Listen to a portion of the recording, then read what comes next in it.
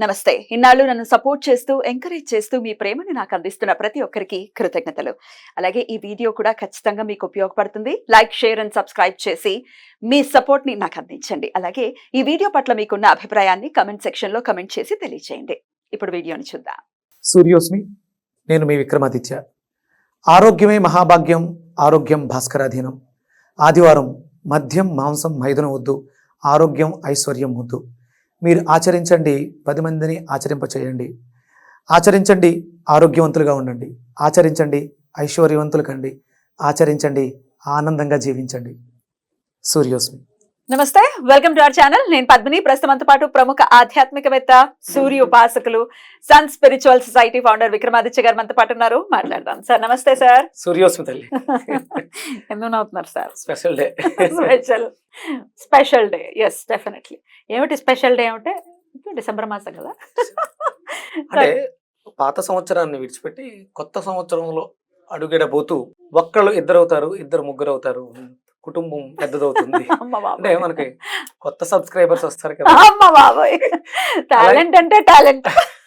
అలాగే మనకి నూతన సంవత్సరంలో ఒక అద్భుతమైనటువంటి ఆధ్యాత్మికవేత్త పురుడు పోసుకోబోతున్నాడు.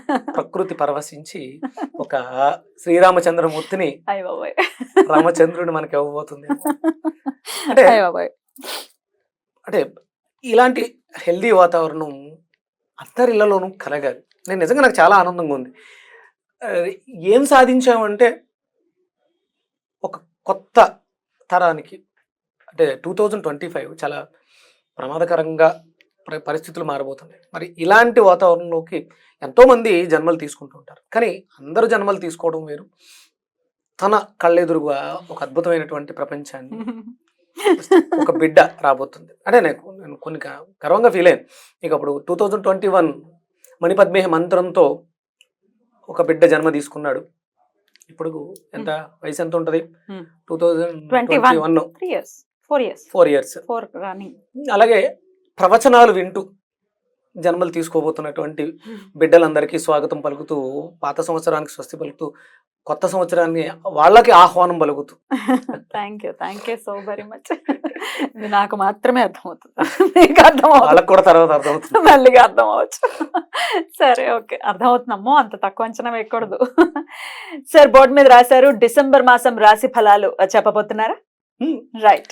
డిసెంబర్ రాశి ఫలాలు అని కాదు, కానీ అంటే నేను జ్యోతిష్యం మీద నా రీసెర్చ్ లో నేను ప్రధానంగా దృష్టి పెట్టేది అంటే రవి. అంటే మనం అందరం కూడా చంద్రమానాన్ని, చంద్రుడిని అనుసరిస్తూ రాశి ఫలాలు చెప్తూ ఉంటారు. ఇక్కడ అంటే మనం రవిని అనుసరించి చేస్తున్నాం. ఇది ధనుర్మాసంలో ధనుర్ సంక్రమణం. అలాగే రవిని మనం ఆత్మకారకుడు అంటున్నాం కాబట్టి, అంటే ఇప్పుడు చేసేది మేజర్ ప్రాబ్లం ఏంటంటే చంద్రుడిని అనుసంధానంగా చేసుకుని మనసుని మనం పరిపరి విధాల పరిగెట్టించేస్తూ ఉంటాం. ఆయన ఎప్పటికప్పుడు ఏ రోజుకు ఆ రోజు మారిపోతూ ఉంటాం, కానీ ఈయన నెలకొకసారి మారుతూ ఉంటాం. కాన్సన్ట్రేటెడ్ గా రవినే బేస్ చేసుకోవాలి. అసలు రవి అంటే ఎవరు? అదే కదా మీరు అడగబోయేది. అంతే, రవి తండ్రి, తండ్రి కారకుడు, అంతే, ఆత్మకారకుడు. ఇంకా ఫేమ్ ఏమిటి, తర్వాత ఆరోగ్యం ఏమిటి, అన్ని రకాల ఏ టు జెడ్. ఇప్పుడు చంద్రుడినే మనం ప్రమాణంగా తీసుకుంటే ఇక్కడ చంద్రుడు మిస్ అయ్యాడు. చంద్రుడు అంటే తిరుగుతూనే ఉంటాడు కదా అని రాయలేదు. అంటే సహజంగా ఈయన నుంచి తీసుకున్నటువంటి కాంతితో ఆయన పరిభ్రమిస్తూ ఉంటాడు. ఎగ్జాక్ట్లీ. కానీ ప్రధానంగా మనం తీసుకోవాల్సింది రవిని. 16th కి ఆయన వచ్చేస్తారు, ధనుసు రాశిలోకి వస్తారు. అప్పటి నుంచి ధనుర్మాసం కూడా ప్రారంభం కాబోతుంది. సో రవిని బేస్ చేసుకుని చెప్తారు. ఒక వెజిటబుల్ థెరపిస్ట్ గా 12 రాశుల వాళ్ళు ఇండికేషన్స్ ఏమిటి, ఏమేమి జరగబోయే పరిస్థితులు ఉంటాయి, అలాగే ఖచ్చితంగా ఆరోగ్యం మస్ట్ అండ్ షుడ్ గా ప్రతి ఒక్కరూ కాపాడుకోవాలి. అందులో ఎటువంటి సందేహం లేదు, ప్రయత్నపూర్వకంగా కదా. రాశి ఫలాల ప్రకారం, గోచారం గ్రహచారం ప్రకారం 2025 చాలా ప్రమాదకరంగా, కరోనా కంటే పెద్ద ప్రమాదకరమైనటువంటి విపత్తు రావచ్చు అని అంచనాలు వేయటం జరిగింది. దానికి ముందే మనం సిద్ధపడి జాగ్రత్త పడితే, 10 మందిని జాగరూకతకి మేలుకొల్పితే, అందరూ నిద్రావస్థలోంచి బయటకు వచ్చి అసలు ఏం జరుగుతుందని చూడగలిగితే ఆ ప్రమాదం నుంచి తప్పించుకోవచ్చుగా. తప్పించలేకపోవచ్చు మనం, కానీ మనం ఎవరికి వాళ్ళ ఇండివిజువల్ తప్పించుకోవచ్చు. అందుకని ఇక్కడ ఆత్మకారకుడైనటువంటి రవి గురించి మాట్లాడడం జరిగింది. ప్రపంచాన్ని జాగృత పరచడంలో బ్రిటిషర్స్ విజయం సాధించి స్వాతంత్రాన్ని ఇచ్చినట్టు ఇచ్చి వెళ్ళిపోయారు, కానీ వాళ్ళ అడుగుజాడల్లోనే మనం ఇంకా వెస్ట్రన్ పోకడలతో మన జీవితాన్ని నాశనం చేసుకుంటాం.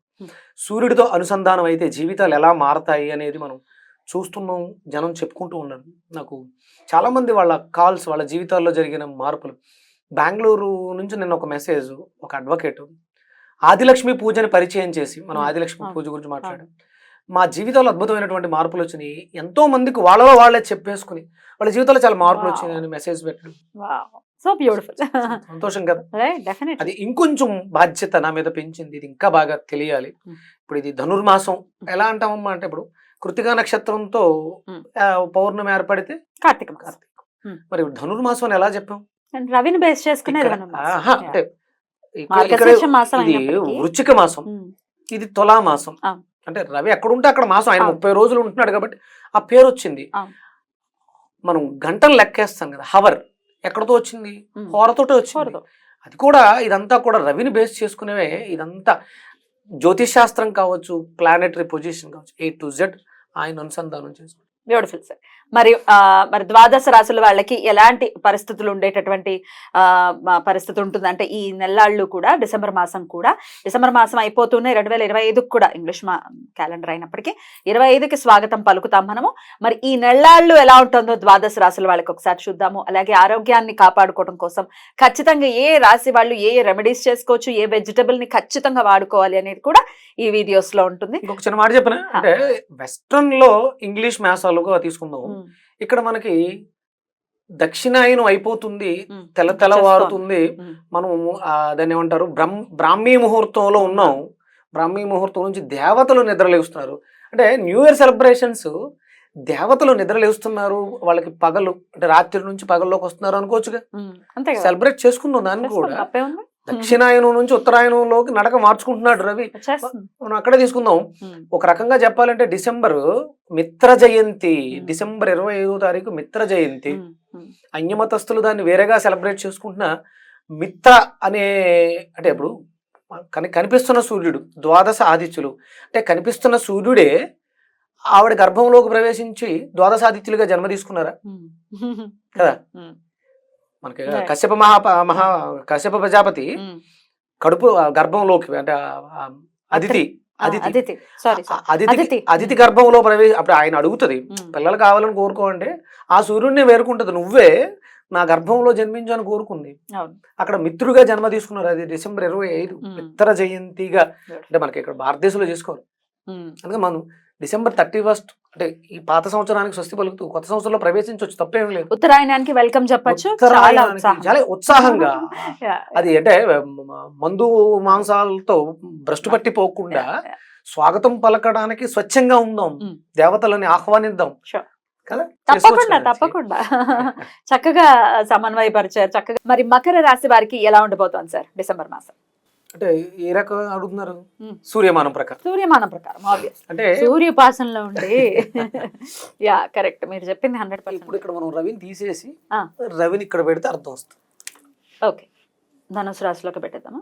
ఇక్కడ రవి ఇప్పుడు వీళ్ళు లగ్నం అవుతారు, మకర రాశి లగ్నం, మకర రాశి రెండిట్లకి. అంటే ఇక్కడ ఏమవుతుంది? స్థానం 12వ స్థానం అవుతుంది. ఇక్కడ మనం దీన్ని 12గా పరిగణించుకున్నప్పుడు 12 అనగానే వ్యయం. ఈయన ఎవరు?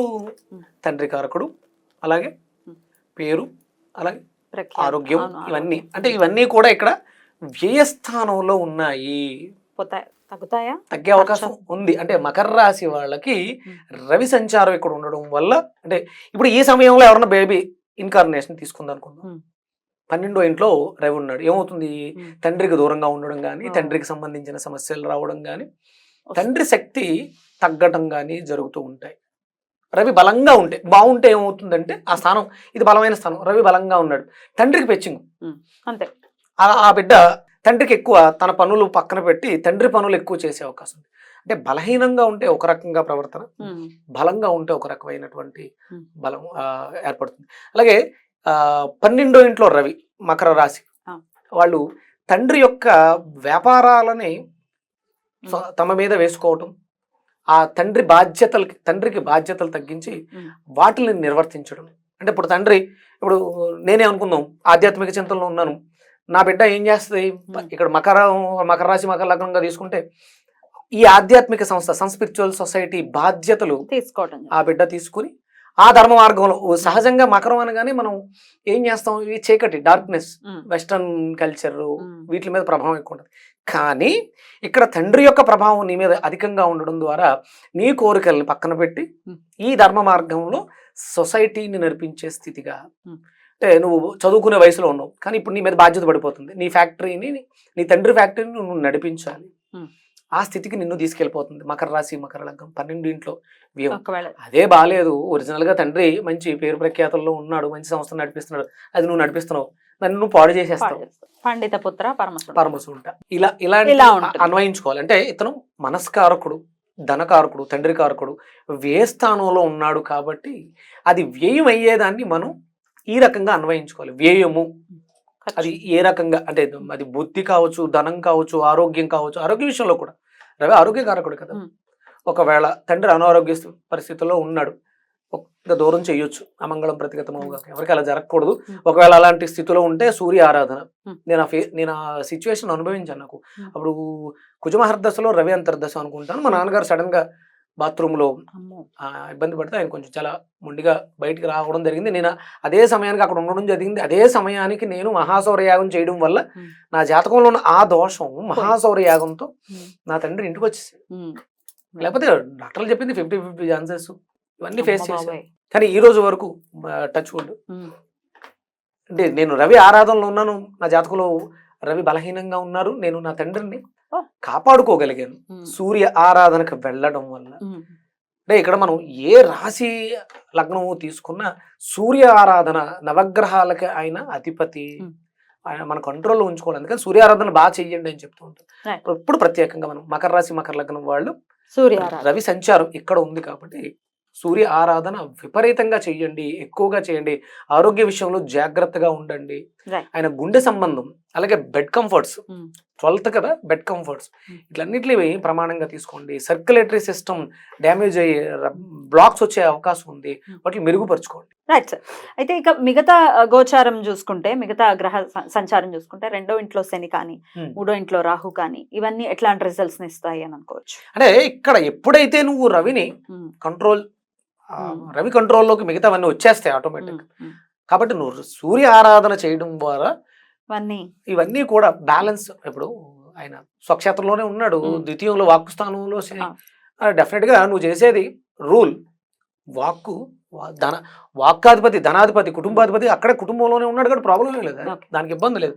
ఇక్కడ ఈ సంచారం నువ్వు చేసుకునే కర్మకారకుడు కదా శని, నువ్వు చేసే కర్మ సత్కర్మ అయి ఉంటే నీకు అద్భుతమైనటువంటి సత్ఫలితాలను ఇస్తుంది. అంతే సింపుల్. అంటే మనల్ని ఎలా మనం మార్చుకోవాలని చెప్పడం కోసమే తప్ప ఇవి మనల్ని పాలించి మమ్మల్ని రూల్ చేస్తాయి, గ్రహాలు నాశనం చేస్తాయి తప్పదు. నీ ప్రవర్తన నీకు ఇలా ఈ స్థితి ఉంది అంటే నీ బాడీలో ఆ క్వాలిటీస్ తక్కువ ఉంటాయి, దాన్ని నువ్వు మెరుగుపరుచుకోవద్దు. ఇప్పుడు ఇది తెలుసమ్మా నాకు, లాభం ఏంటి అటు ఏమి చేసుకోవడానికి పరిహారం లేదు, ఇలా ఉంది సర్క్యులేటరీ సిస్టమ్ డ్యామేజ్ అవుద్ది, హార్ట్ అటాక్ వస్తుందని తెలిసింది, లాభం ఏంటి అంటే నాకు ఎప్పుడు హార్ట్ అటాక్ వస్తుందని పోదామని చూడాలా? దాన్ని మార్చుకోవడానికి ఇది తెలిసేలా చేసింది రవి ఆరాధన చేస్తే హృద్రోగాన్ని తగ్గించే శక్తి రవికి ఉంది. అలాగే మనం తీసుకునే వాటిల్లో అరటికాయ తీసుకున్నాం అనుకోండి, ఇప్పుడు వేలు గురించి మాట్లాడుతున్నాం, వెజిటబుల్ థెరపీలో భాగంగా వెళ్ళు. విపరీతంగా మీరు అరటికాయ, పచ్చి అరటికాయను వాడడం వల్ల, అరటి దోట వాడడం వల్ల, అరటి పువ్వు కర్రీ తినడం వల్ల, సాత్వికంగా ఉండడం వల్ల, కొబ్బరిని విరివిగా వాడడం వల్ల పెయిన్స్ తగ్గుతాయి. సర్క్యులేటరీ డిజార్డర్ ఏదైతే ఉందో, హార్ట్ బ్లాకేజ్, ఇవన్నీ క్లియర్ అవుతాయి. అవన్నీ చెప్పడం కోసం ఇవన్నీ తెలుసుకునేది.